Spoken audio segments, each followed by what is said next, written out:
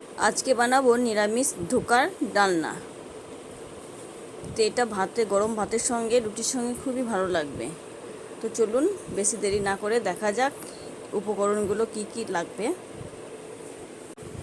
তো ধোকার ডালনা করতে আমি ছোলার ডালটাকে রাতে ভিজিয়ে রেখেছিলাম। এটা রাতে ভিজিয়ে রাখলে পরের দিন ভালো হয়ে ভিজে যাবে, পেস্ট করতে সুবিধা হবে, আবার ভালো হবে। এইটা মিক্সির সাহায্যে ভালো করে পেস্ট করে নিলাম। এইভাবে সুন্দরভাবে পেস্ট করে নেবে, যেন একটা গোটা না থাকে।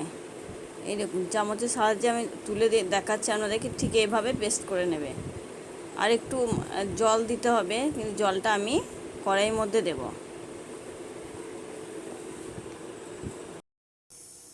তারপর গ্যাসের মধ্যে দেব খানিকটা সরষের তেল। এটা বেশি না দিলেও চলবে, হালকা করে দিতে হবে একটু।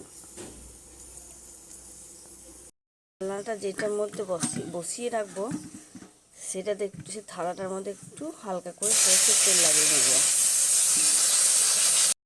তেলটা গরম হয়ে আসলে ওর মধ্যে দিয়ে দেব ডাল বাটাটা।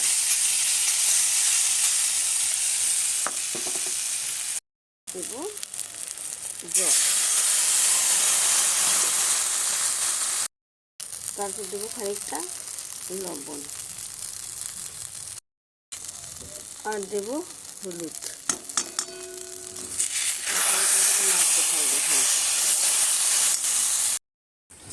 তারপর এভাবে নাড়াচাড়া করে এটাকে জলটাকে শুকিয়ে আসলে নামিয়ে দেব।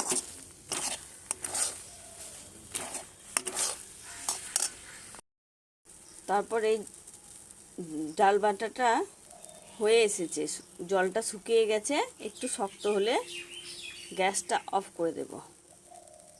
তারপর এটা ওই যে থালার মধ্যে তেল মাখিয়ে রেখেছিলাম সেটার মধ্যে এটা দিয়ে বসিয়ে নেব।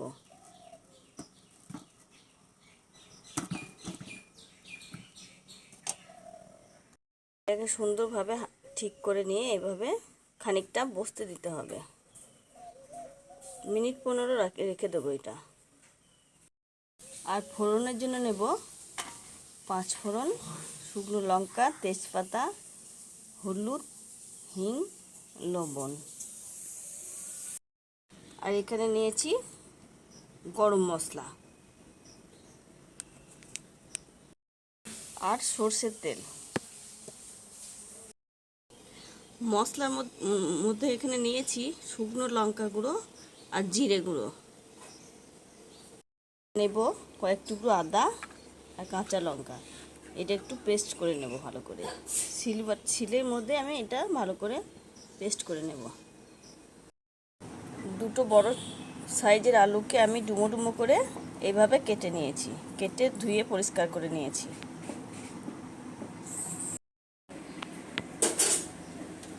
ডালটা যেটা বসিয়ে রেখেছিলাম সে সুন্দরভাবে বসে গেছে।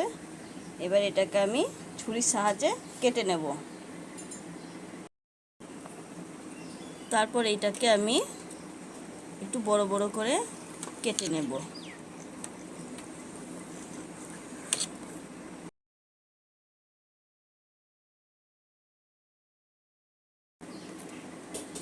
দেখুন এইভাবে বরফির মতো করে আমি কেটে নিয়েছি। আপনারা চারকোনা করেও কাটতে পারেন, কিন্তু বরফির মতো করে কাটলে দেখতে বেশি ভালো লাগে। ধোকার রান্নার জন্য প্রথমে এখানে কড়াইয়ে খানিকটা তেল দেব। তারপর ধোকাগুলো ভালো করে ভেজে নিতে হবে। তেলটা গরম হয়ে আসলে ধোকাগুলো আমি ভেজে নেব।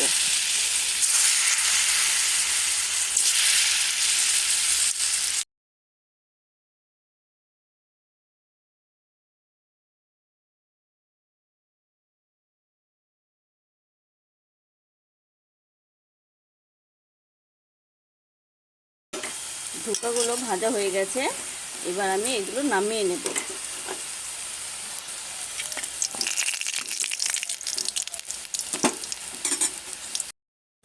ধোকাটা ভাজা হয়ে গেলে ওই কড়াইয়ের মধ্যে ডুমো ডুমো করে কেটে রাখা আলুগুলো ভালো করে ভেজে নেব। দিলাম খানিকটা হলুদ আলুর মধ্যে, আর দেবো খানিকটা লবণ। এটা ভালো করে ভেজে নেব।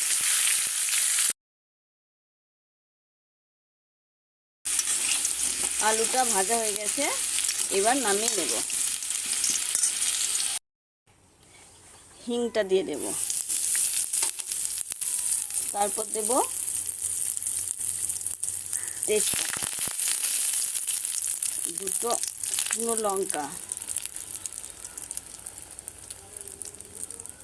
আর দেব পাঁচ ফোড়ন। ভাজা হয়ে গেলে দেব মশলা ছিল জিরে গুঁড়ো, লঙ্কা গুঁড়ো, আদা, কাঁচা লঙ্কা পেস্ট করে রাখা। এটা আমি ভালো করে ভেজে নেব। দিয়ে দেব পরিমাণ মতো হলুদ। মশলাটা ভালো করে ভেজে নেব।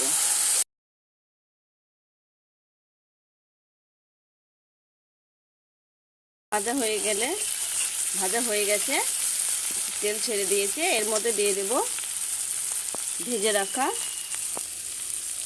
আলু। এরপর ভালো করে নাড়াচাড়া করে নেব। আর দিয়ে দেব পরিমাণ মতো লবণ। এটা পরিমাণ আপনাদের মুখের স্বাদ অনুযায়ী দেবেন লবণটা। তারপর ভালো করে ভেজে নেব। তারপর এর মধ্যে দিয়ে দেব জল।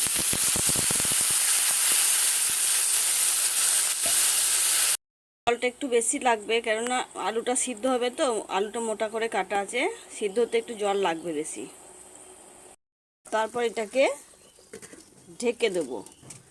20 মিনিট মতো ঢেকে রাখতে হবে, আলুটা সিদ্ধ হতে দিতে হবে। 20 মিনিট পর এটা খুলে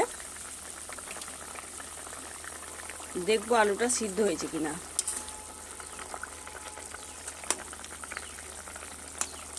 আলুটা সিদ্ধ হয়ে গেছে। এর মধ্যে দিয়ে দেব ভেজে রাখা ধোকাগুলো। ধোকাগুলো দিয়ে দেওয়ার পর আর একটুখানি ঢাকা দিয়ে রাখবো। 2 মিনিট মতো ঢাকা রাখবো। পর ঢাকাটা খুলে দেখব ধোকার মধ্যে ঝোলটা ঢুকেছে কিনা। হ্যাঁ, নরম হয়ে গেছে, ধোকার মধ্যে ঝোলটা ঢুকে গেছে। এইবার একটুখানি চিনি, এটা অপশনাল, আপনারা দিতেও পারেন নাও দিতে পারেন, কিন্তু নিরামিষ রান্নাতে চিনি দিলে একটু স্বাদটা ভালো হয়। ঝোল থাকবে, কেননা ধোকাগুলো ঝোলটা টেনে নেবে। এরপর দেব গরম মশলা।